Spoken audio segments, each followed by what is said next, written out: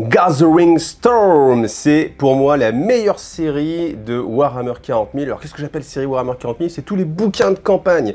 Les bouquins de campagne, ça avait commencé bien avant. Je crois que l'un des premiers, ça avait été justement la 13e croisade noire d'Abaddon, mais qui avait été annulé.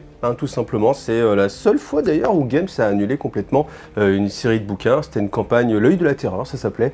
Il y avait eu la mort d'Eldrad-Ultran en l'occurrence, mais bah voilà, pour une fois qu'il y avait eu un personnage principal qui décédait, on l'a mis de côté, on a oublié. Donc moi après, il y avait des campagnes que je vais trouver vraiment très bien. C'était Koyon et Manka, c'était des gros bouquins très beaux, reliés dans un coffrage en plus, c'était des très beaux bouquins qui faisaient avancer l'histoire parce qu'on avait des révélations justement du côté des taux. C'est les opposés je crois au Space Wolf aussi, au Thousand Suns, c'est de mémoire. Mais voilà, ça j'avais trouvé ça vraiment sympa, mais c'était rien comparé à Gathering Storm. Quand Gathering Storm est sorti, j'ai trouvé ça vraiment génial, parce que l'histoire avançait vraiment, et ces bouquins, pour moi, c'est le modèle du bouquin qu'on attend tous, en fait. Celui qu'on voudrait que soit à chaque fois, chaque bouquin qui nous sort de campagne, je voudrais que ce soit de ce style-là. Alors lui, il a une portée colossale, parce que, bien sûr, Gathering Storm, c'est ce qui a fait le lien entre la V7 de 40 000 et la V8 de 40 000, et l'introduction, bien sûr, le retour du Primarque Roboute Guilliman, alors pas la naissance, mais la naissance, en tout cas dans le lore de Belisarius Cawl, et surtout, peut-être que vous avez entendu parler, il y a eu les Primaris. Et ouais, les Primaris, ils sont venus après Gathering Storm. Et c'est justement par l'intermédiaire de Belisarius Cawl, vous connaissez l'histoire, qui a créé les Primaris, voilà. Et du coup, maintenant, on n'a que des Primaris. Et puis voilà, le nouveau lore de Warhammer 40 000. Et puis on a aussi un petit détail, peut-être que j'ai pas encore parlé, mais la Cicatrice Maledictum, l'ouverture de la Cicatrice Maledictum qui divise l'Imperium en deux, la galaxie en deux, ça vient de Gathering Storm, ça vient de la chute de Cadia. Alors, ces bouquins, alors petite fun fact, mais vous le savez peut-être si vous suivez IGTV, Gathering Storm c'est constitué de 3 livres comme ceci, mais il y avait une introduction, c'était ça, c'était Death Mask, et vous avez une vidéo qui présente cette introduction. Je vous mets le lien ici en haut, comme ça vous allez la regarder, et c'était justement quelque chose de très important, parce que alors ça c'était sorti dans une boîte. La boîte Deathmask, vous aviez de la Deathwatch, plus des Harlequins, et c'était une boîte, vous savez, les boîtes comme ils sortent un petit peu, où vous avez un petit peu des nouvelles figurines, etc. Et il y avait justement ce bouquin à l'intérieur, avec une mini-campagne, il y a 4 missions qui se suivent, et puis vous aviez des nouvelles figurines avec le nouveau lore, et une petite histoire. Et ces petites histoires, moi j'aimais vraiment beaucoup les lire. Maintenant ça se fait un petit peu moins, parce que on avait vraiment une avancée en termes de lore, quelque chose qui était vraiment nouveau, qu'on n'avait jamais vu avant, et bah voilà, quand on est un petit peu comme moi du lore qui évolue, ça c'est vraiment quelque chose qui est très profitable. Et après, bah, bien sûr, j'ai été super gâté parce que Gathering Storm, on a tous été super gâtés, parce que Gathering Storm, c'est tellement la référence que maintenant, il y a de ça quelques temps quand ils ont sorti Psychic Awakening, c'est déjà il y a quelques années, ils nous avaient dit ça va être aussi colossal que Gathering Storm. Vous voyez, quand on compare par rapport à quelque chose comme ça, c'est que c'est vraiment ça qui a marqué l'imagination, qui a marqué son époque. Quand on dit ce sera un séisme comparable au Seigneur des Anneaux, comparable à la sortie de Star Wars, vous voyez, on est sur quelque chose où on a cette référence-là. Et la référence, c'est bien sûr Gathering Storm. À chaque fois, on nous dit ce sera comme Gathering Storm. Alors, bon, pour ceux qui ont suivi Psychic Awakening, c'est pareil, sur Wargame Lore IGTV, la chaîne 100% fluff, je vous ai remis les rediffusions des vidéos sur Psychic Awakening. La promesse, pour moi, elle est clairement pas tenue. Je pense que pour tout le monde, la promesse, elle n'est pas tenue, parce que, en fait, ce qu'ils ont l'habitude de faire maintenant, c'est qu'ils nous mettent un début d'histoire, quelque chose d'incroyable qui évolue, donc on dit « Waouh, qu'est-ce qui va se passer ?» Puis après, coupé net, on n'avance pas plus, et puis on reste dans l'expectative. Et le bouquin d'après, eh ben, c'est une autre histoire. Donc tu te dis, ouais mais attends, mais moi j'attends la fin de qu'est-ce qui s'est passé là, hein, si on pense à justement Ark of Omen. Alors Ark of Omen, c'est la dernière campagne en date.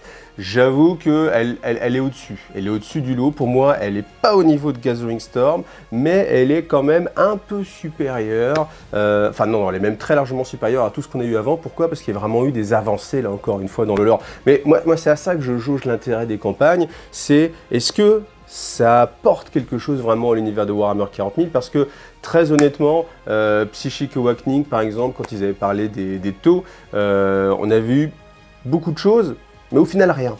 Et tu fais, ben, si rien n'évolue, si personne ne meurt, etc., c'est toujours un petit peu dommage. Alors là, dans le Gathering Storm, vous me direz, mais qui est mort?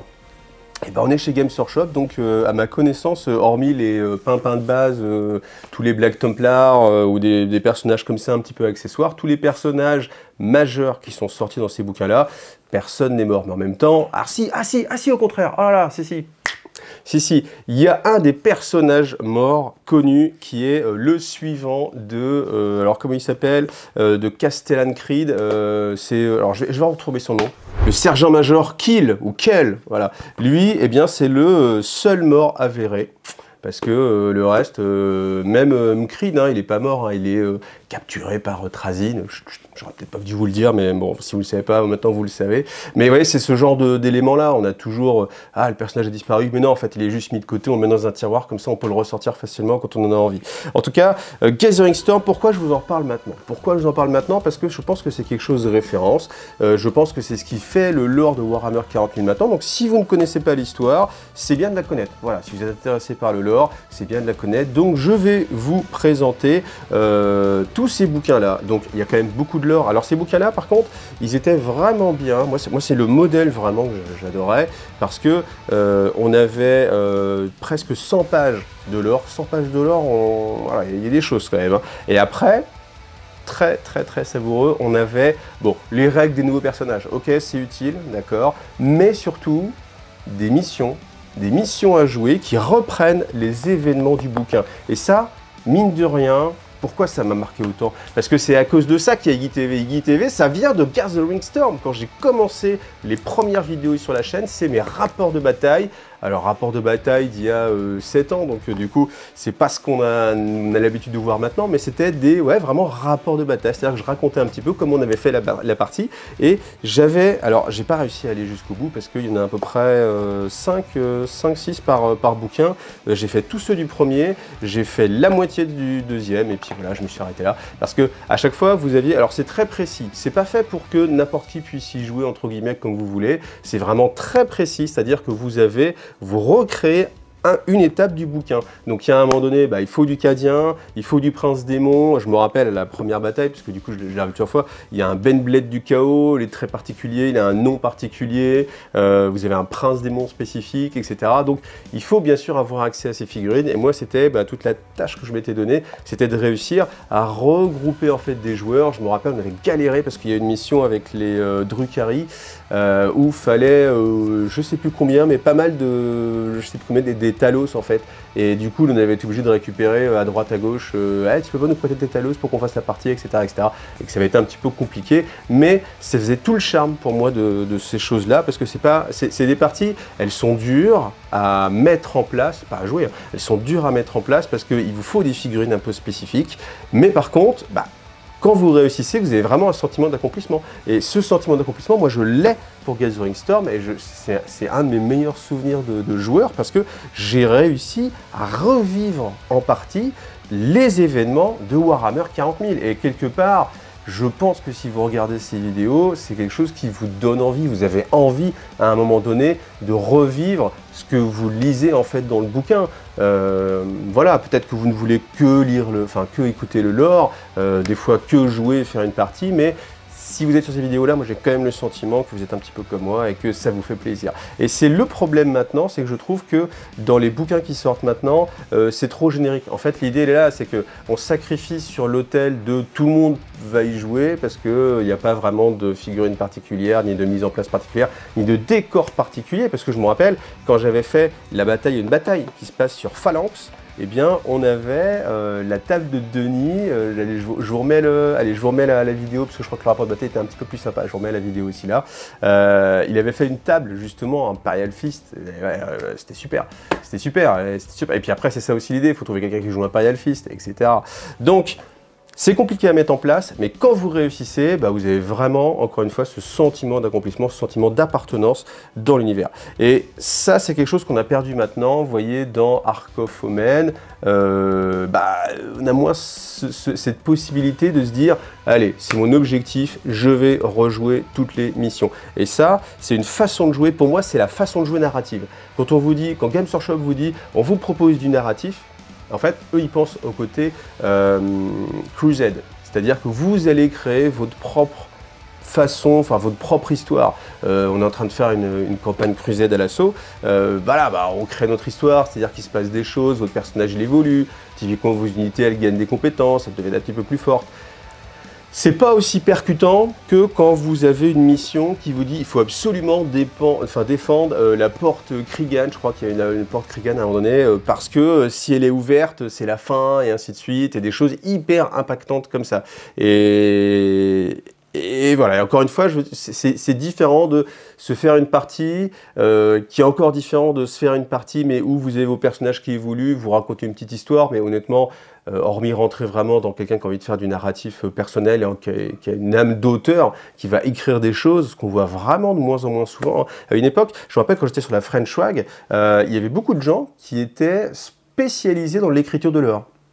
Ils racontaient des histoires, ils racontaient leur propre histoire, c'est-à-dire qu'ils ne faisaient pas ce que je fais là maintenant, moi, à savoir retranscrire ce qu'on a comme histoire, édité par Games Workshop, mais ils créaient leur propre ligne narrative, et voilà, ça c'est quelque chose qui s'est perdu, mais c'est ce qui est plus mis en avant quand Games Workshop vous dit faites du narratif, ça veut dire faites vos propres histoires. Moi, ce que je préfère, c'était vraiment Gathering Storm. Et quand Games Workshop disait on joue en mode narratif, c'était vous recréer les grandes batailles qui se déroulent dans les bouquins qu'on vous sort. Ça, c'était génial. Voilà. Alors, comment ça se présente et comment les vidéos vont s'articuler? Donc, je vais vous faire toute une série sur Gathering Storm. Cette série, elle sera d'abord disponible pour les gens sur Tipeee. Vous aurez les vidéos sans publicité, vous aurez les vidéos en avance et vous aurez sans doute la possibilité, je vais voir en fait, en fonction du temps de chaque vidéo, mais peut-être une version compilée avec plusieurs choses. Je sais pas, j'ai ce projet un jour de me dire, je fais une vidéo, j'ai pensé à ça pour le Lion en fait. Pour le Lion, j'ai fait, je crois, 15 vidéos. Un truc comme ça, et je me dis peut-être que les gens seraient intéressés pour avoir une version ultimate Director's Cut qui serait la version de 15 heures de vidéo. Un peu comme quand vous écoutez un roman sur Audible ou ce genre de choses, où vous avez une vidéo ou un podcast qui dure 15 heures. Alors dites-le moi en commentaire, dites-moi si c'est quelque chose qui vous intéresse ou pas. En tout cas, ce qui est certain, c'est que ceux qui me suivent sur Tipeee, vous aurez les vidéos Gathering Storm en avance. Ce seront aussi des vidéos nouvelles, contrairement à ce que j'ai pu faire sur Wargame Lorraine TV. Sur Wargame Lorraine TV, le jeudi, vous avez une nouvelle vidéo, la vidéo que vous êtes en train de regarder là, ou alors si vous la regardez sur IGTV, n'hésitez pas à passer sur Wargame Lorraine TV, parce qu'à terme, sur IGTV, il n'y aura plus de lore, et tout le lore va être sur ma chaîne secondaire, Wargame Lorraine TV, donc pensez à aller vous abonner. Et le dimanche, en général, il y avait une rediffusion d'une ancienne vidéo pour que la chaîne soit alimentée. Là maintenant, il n'y aura plus de rediffusion, il n'y aura que des nouvelles vidéos, sauf si quelqu'un me dit « Ah ouais, il faudra vraiment que tu remettes cette vidéo parce qu'elle était trop géniale », peut-être, mais sinon ça va être que des nouvelles vidéos. Et là, ce sont des nouvelles vidéos, c'est-à-dire que je vais vous refaire Gathering Storm avec ma vision 2024, avec ma vision en V10, avec tout ce qu'on sait après. Et ça, je pense que ça va être intéressant parce que déjà moi, je vais me refaire plaisir à me replonger dans cette saga qui était pour moi la plus intéressante de ce qui est sorti jusqu'à présent, et parce que c'est bien de remettre des choses en avant, parce que dans ce qui arrive là, prochainement, il y a des choses qui découlent de Gathering Storm, et même tout le lore de Warhammer V10, enfin même tout le lore depuis la V8, parce que depuis la V8, V10, les évolutions n'ont pas été colossales, hormis peut-être le retour justement du Lion, que je vous ai bien détaillé aussi. Le reste découle en fait de ça. Donc qui vous allez avoir? Premier, allez, je vous aguiche un petit peu. Premier bouquin, bien sûr, on va parler d'Abaddon, voilà, on va parler de Sainte Célestine, beaucoup de détails sur Sainte Célestine. Alors, on va parler de l'inquisiteur Greyfax. Honnêtement, pour moi, c'est un personnage anecdotique. Je suis même pas certain, je crois que j'avais relu un truc sur elle récemment, mais sinon, Greyfax, voilà, elle était là. Bon, c'est un personnage complètement passable. Par contre, Belisarius Cawl. Donc Belisarius Cawl, personnage emblématique avec là beaucoup de lore. Belisarius Cawl, vous allez avoir une grosse dose de Belisarius Cawl sur la chaîne parce que bientôt après, le prochain roman que je ferai, c'est Génopère et c'est Belisarius Cawl versus Fabius Bill. Et c'est un bouquin qui est très intéressant. De tout ce qu'on m'a dit, ça m'allège vraiment. Donc je pense que ça va être une saga assez sympathique. Deuxième bouquin, et moi je l'aime beaucoup aussi. Pourquoi? Parce que c'est du lore qui n'est pas centré sur l'Imperium. On va avoir les Eldar, donc les Eldari, les Drukhari, les Azuriani, les enfants d'Ivraine, alors je sais plus comment ils s'appellent, les Inari, voilà, Inari, si je dis pas de bêtises. En tout cas, c'était vraiment sympathique parce qu'on a eu l'introduction d'un personnage vraiment important, Ivraine. Ivraine, émissaire d'Inid, dieu de la mort, peut-être sauveuse prophétique des Eldar face à Slaanesh, peut-être même destructrice de Slaanesh, je ne sais pas. Il l'incarne, après autre personnage qui a un nouvel avatar. Alors lui, c'est intéressant parce que ça matérialise l'existence d'Inid, donc on se dit oui, Inid existe et il est là. Après, bon, il n'a pas eu de grosses implications. Et puis le Visarch, qui est simplement le protecteur d'Ivraine. Alors Ivraine, le problème, c'est que maintenant, son seul intérêt en termes de lore, c'est dans les mèmes de faire style, elle est en couple avec Roboute Guilliman. Donc on voit souvent Roboute Guilliman avec dans son lit Ivraine, et puis voilà, ils font leur vie comme ça. Et c'est rigolo, mais c'est triste pour Ivraine. Parce que maintenant, la seule évocation d'Ivraine, à chaque fois, même j'ai eu des gens, peut-être c'est toi, t'es en train de regarder, tu vas te dire ça, mais c'est moi qui avais dit ça. J'ai eu des vraies questions en mode, est-ce que c'est vrai qu'il y a une histoire d'amour entre Ivraine et Roboute Guilliman? La réponse, elle est non. Bien sûr que non, il n'y a pas de vraie histoire d'amour. Déjà, il n'y a aucune histoire d'amour dans Warhammer 40 000. Je réfléchis, mais le truc le plus proche que j'ai eu, c'était avec un... je sais plus comment il s'appelle, mais les persos, à chaque fois j'oublie leur nom, mais la sœur du silence, et puis le Custodes, là, qui sont potes, le Custodes, il lui file son couteau, porte-bonheur, etc. C'est un Gladius, je crois, enfin, ouais, d'accord, vous avez compris. Et là, je trouvais que c'était ce qui s'approchait le plus d'une petite histoire d'amour, mais sinon, je crois pas qu'il y ait jamais eu d'histoire d'amour en tant que telle. Il y a eu, franchement, je réfléchis, hein, tout ce que j'ai lu, il y a eu une histoire d'amour, mais qui n'est pas vraiment une histoire d'amour, qui est une histoire d'amour entre un père et sa fille, pour les romans sur le Mechanicus. Puis voilà, hein. Voilà. Donc non, il n'y a pas entre Roboute Guilliman et Ivraine un amour. Ivraine utilise Roboute Guilliman pour s'opposer au chaos. Roboute Guilliman, c'est un outil. L'Imperium, c'est un outil pour Ivraine. Donc voilà. Bon, bah voilà. En tout cas, c'est un petit peu dommage. Vous voyez, en fait, parce que ce bouquin-là, pour moi, c'était la dernière fois qu'on parlait des Eldar. C'était il y a 6 ans, ok, je crois. C'est triste. C'est triste maintenant parce que, bah, ok, le lore est centré sur Warhammer, enfin sur l'Imperium de l'humanité, mais qu'on parle un petit peu d'autres choses, des autres factions, bah, ça fait vraiment plaisir. Et ce bouquin, il est vraiment trop centré sur les Eldari, les Drukhari, Eldra d'Ultran, on a Lilith Esperax aussi, enfin tous ces personnages-là qui sont assez intéressants. Et donc voilà, c'est un tome très bien si vous aimez un peu les Xenos, enfin surtout les Eldari. Et puis on termine avec celui-ci. Alors celui-ci, ni plus ni moins que le retour de Roboute Guilliman, Primarque loyaliste. Donc on avait eu des Primarques non loyalistes, on avait Magnus à l'époque, et bien là on a le retour de Roboute Guilliman, donc c'était assez incroyable, et puis ça a dicté un peu le style de l'Imperium maintenant, hein. C'est-à-dire qu'est-ce qui se passe, le seigneur régent de l'Imperium, les relations, les grandes croisades Indomitus, qui viennent justement de Gathering Storm, enfin de la suite de Gathering Storm. On avait un autre personnage, qui est un de mes personnages préférés, Cypher, et la plus grande frustration pour moi, elle est dans ce bouquin-là. Je vais pas trop spoiler, mais à un moment donné, Cypher, il a une quête, et Cypher arrive au bout de sa quête, mais non. Et vous verrez pourquoi. Et ce qui est vraiment intéressant avec Gathering Storm numéro 3, c'est que on a une fin qui est ouverte, encore une fois, parce que c'est pas la fin de Warhammer 40 000, c'est pas End of Time 40 000.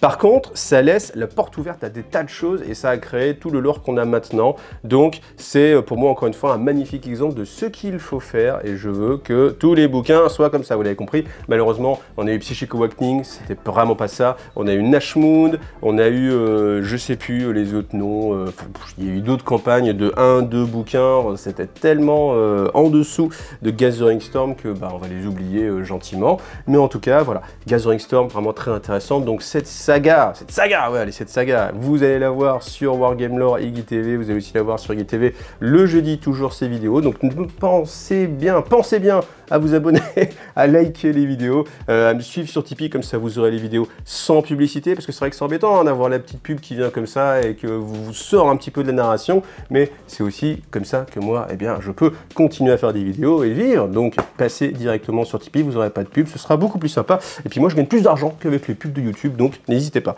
Ensuite, dernière chose, ça fera la transition parce qu'il y a un autre bouquin qui devrait arriver bientôt. Pour l'instant, on ne peut pas trop en parler, enfin je ne peux pas trop en parler, mais vous allez avoir un autre bouquin qui va arriver bientôt et qui va faire avancer, je pense, assez... Alors, j'ai de bon espoir que là on soit sur quelque chose de vraiment une belle grosse avancée. Donc comme ça me permettra de travailler le terrain et puis vous serez super à jour. Vous aurez toutes les infos réactualisées, rafraîchies, parce que c'est vrai que des fois on oublie des choses. Mais moi j'ai lu tellement de choses qu'il y a des moments où je fais ah oui c'est vrai que j'avais lu ça, ah oui c'est vrai que machin il s'est passé ça. Là comme ça on va ensemble, moi aussi ça va me permettre de faire une révision sur Gathering Storm, tous les personnages. Alors des personnages j'imagine qu'on n'entendra plus parler. Il y avait Voldus aussi, hein, je ne vous ai pas parlé, il y a le grand maître Voldus. Il n'a pas servi à grand chose, contrairement à Robot Gilliman et à Cypher. Oui, je le dis, Cypher, j'attends avec impatience qu'il sorte le roman Cypher en français. Il est sorti qu'en VO pour l'instant. J'ai un peu de mal à lire le fleuve VO, donc je ne lis pas. Par contre, quand il sortira en français, ça aussi, je pense qu'on en parlera parce que ça va être, à mon avis, très très important. Et comme on a eu le retour du lion et ce que vous savez sur les déchus, ou les absous, et bien voilà, là à mon avis il va y avoir la rencontre Cypher, Lionel Johnson, ça va être incroyable, voilà. Merci à vous en tout cas d'avoir vu cette vidéo, pensez à liker et vous abonner comme d'habitude, et puis on se retrouve la semaine prochaine. Allez, à bientôt, salut à tous.